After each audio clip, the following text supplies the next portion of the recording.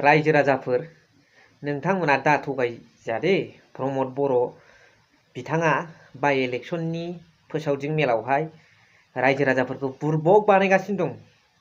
आजिखालि सोर जाम्बा जाम्बि बुरबक दंबावो फालाय बुजियैलाय बय जेरावबो नुयो माबादि नंखाय नंथारै खोथाखौ बुंनानै बिथाङा राजखान्थि खालामगासिनो दङ। बेनि भिडिअ क्लिप्सखौ नोंथांमोननो आङो होगासिनो दङ।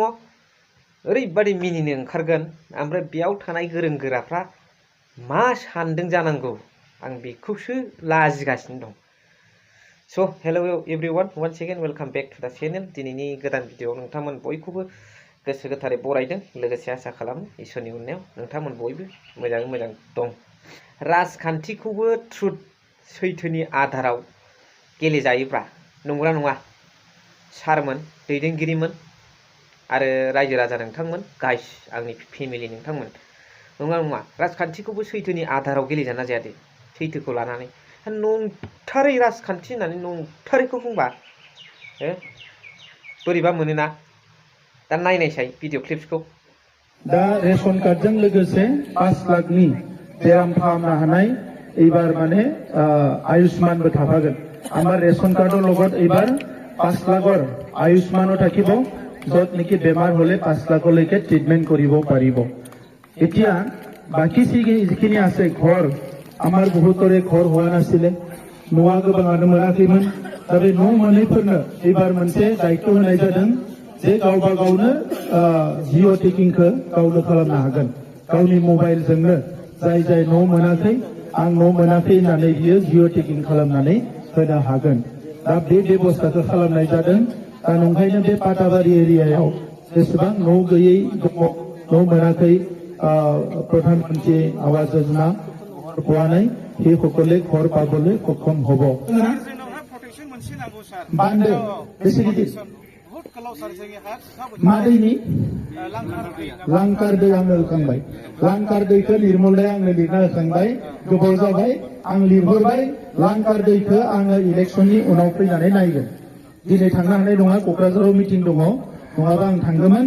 नोंथांमोननो आं खोथा होबाय, नभेम्बरनि जोबनायथिंजाय नङाबा डिसेम्बराव गोसोआव लाखि लांखार पानीটো চাবলৈ আহিম, য'ত ইৰোশন आं गावनो फैगोन। ব্রিজ বনাব লাগে, ৰাস্তা বনাব লাগে, এই গোটেই কামটো আমি এই নিৰ্বাচন যোৱাৰ পিছতে আৰম্ভ কৰিম। বিপিএডি আৰু সম গैला, बिथांमोना एमएलएबो गैया, एमपिबो गैया, एमसिएलएल' दङ, बेबो लासैनो गैया जालांगोन। मानोना खामानि मावनो हाया बिथांमोना। दा ओंखायनो आङो दायित्व लाबाय आरो नोंथांमोनाव इलेक्शननि उनाव आरो फैगोन।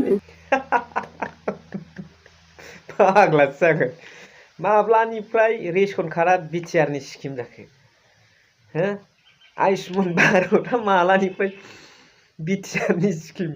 प्रमद बर' सारा होनो हायो नामा बेखौ?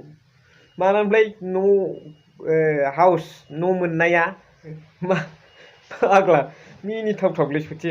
आरो बे डक्टर सांग्रां ब्रह्मआ थाफानाबाय थायो बेजों आखि आखाइ बादि। बिथाङाथ' गोरों गोरा मानसि, माबादि सानदों बियो? आरो बेयाव जिरायनाय गासिबो गोरों गोराफ्रा आरो लोगोसे बेयावथ' रायजोनि मिटिं नालाय बयबो ओंखारो, जेखि पार्टिनि फैया माबा मोनसे सहाय फैयो खोमा रायजोआव साननानै। बेयावथ' सोरबा बिदिनो अफिसाव खामानि मावग्रा, सोरबा एनएम जेएनएम आसा हस्पिटालनि सोरबा माबा मोनसे अफिसाव फुड साप्लाइफ्राव मावग्राफोरबो नुजाफैदों जानो हागौ हयथ'। बिसोरथ' नुजाया नालाय मिडियाआव, नियम दं। बिसोर खोनानानै मिनिदों जानांगौ। रायजो राजाफोरखौ बुरबक बानायना दोन। आजिखालि सोर रायजो राजाया नोंथांनि खोथाखौ सोर फोथायगोन? सोर फोथायगोन? बुरबक बानायजालाग्रा नंलाथ' रायजो राजायाबो। आजिखालि नों ससियेल मिडिया बायदिसिनायावनो मोनजोबखायो। नंथारै बबेबा मोनसे लामा दालांखौ बानायनो होननानै बुङोबा आलदा खोथा। बिटिसिआव गोमानाय 4 ग्रेड 3 ग्रेडखौ जोङो सिएसपि दानानै नोंथांमोननो होफिननोसै होनोब्ला आलदा खोथा। खम समनि गेजेरावबाबो, बारा गोबावथ' गैला इलेक्शन जानो, कड अफ कन्डाक्ट नांनो, खम समनि गेजेरावबो होनोसै होननानै जा मोनो 10 जन 20 जन बयबो बिटिआरनि रायजो राजाफ्रा गोजोनगोन, इयुथ्सफ्रा, सेंग्रा सिख्लाफ्रा, लाइमोनफ्रा गोजोनगोन। बेफोरखौ होन, बिनि थाखाय प्रतिश्रुति हो रायजो राजाफोरनो। राइज सकলৰ সন্মুখত এই 3 গ্রেড 4 গ্রেড চাকৰিৰ কাৰণে প্ৰতিশ্ৰুতি আপুনি দি আহিলে আমি ইউথ হিसाबै सन्तुष्ट पाले হয়, गोजोननाय मोनगोन। खारन जोङो खुनु साख्रिनि 4 ग्रेड 3 ग्रेडनि बेबस्था गैयै बिटिआराव 4 बोसोर भुगिबोनांबाय फैबाय थानाय इयुथ्सआ 4 बोसोरा मामुलिल' खोथा नामा बे समावनो बिराद मोजां जिबन दानो हायोना 4 बोसोराव सोरनिबा लाइफआ जागयोमोन बोरो सार बेफोरखौ होन बबे नों सेन्ट्रेल स्किम रायजो राजाफोर आइ एम गोइं टु टेल इउ फारि फारि आं खिन्थानो नागिरगासिनो दं नोंथांमोना अन्नानै दसे गोसो होनानै खोनासं रेशन कार्डआ मा बुस्थु आयुष्मान कार्डआ मा बुस्थु आवास योजना ग्रामीण बे न' मोननाया मा बुस्थु आं बेखौ खिन्थानो थांगासिनो दं राइट नाउ दानो नै आयुष्मान भारतनि खोथाखौथ' नोंथांमोना मिथिखाबाय बे आयुष्मान भारतआ मेनलि मोननै एलिमेन्ट्सजों फोनांजाबनानै इन्टारक्ल'सआव खामानि मावो मोनसेया जाहैबाय वेलनेस एन्ड हेल्थ सार्भिसेस दा बे हेल्थ सार्भिसेसआव बबे गोलैयो साब सेन्टार आइसिडिएस सेन्टार बेफोरनि गेजेरजों रायजोफोरनो एसे एनै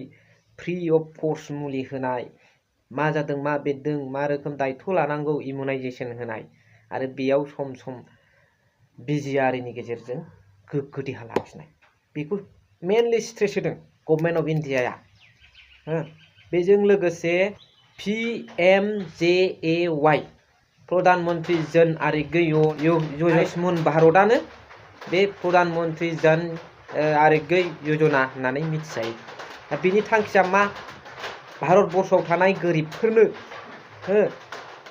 मोनसे हेल्थ इन्सुरेन्स होनाय बोसोराव 5 लाख करि मोनसे फेमिलियाव मोनगोन आरो बियो प्रमद बर' सारा बे मिथिङाव होनाय बादि मोननो थांगासिनो दं नङा मोनगासिनो दङ we have been enjoying this facility आरो बेखौ मानि गेजेरजों मोननाय जायो आबा कार्ड आबा ABHA Ayushman Bharat health account बे कार्डखौ होबासो बेयावसो थायो नालाय बेनिफ्रायसो दानलांनानै नोङो मुलि फ्रि मोनो बिराद हेल्पफुल बियो भारत सरकारनि मोनसे फ्लेगशिप स्किम बियो अनलि बिटिआरावल' नङा आसामावल' नङा बिहारावबो बेखौ नों प्रमद बर' बुंबाबो बुङाबाबो नों होबथाबाबो बेखौ हाया भारतनि खना खनला जायगायाव मालाय मिशन लाखानाय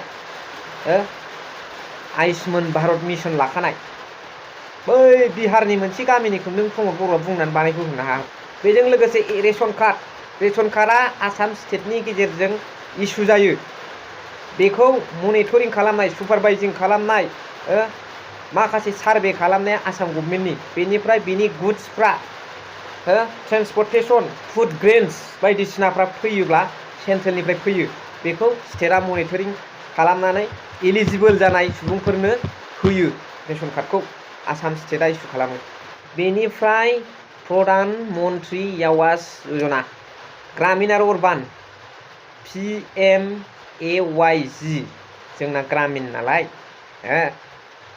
बिनि गेजेरजों मोनफ्रोमबो गामि गामि खना खनला भारतनि रायजो जानाय सुबुंफोरनो न' गंफा गंफा हरनाय बे सेन्ट्रेलनि मोनसे एक्सट्रा मोनसे प्रग्रामखा आरो बे लिस्टखौ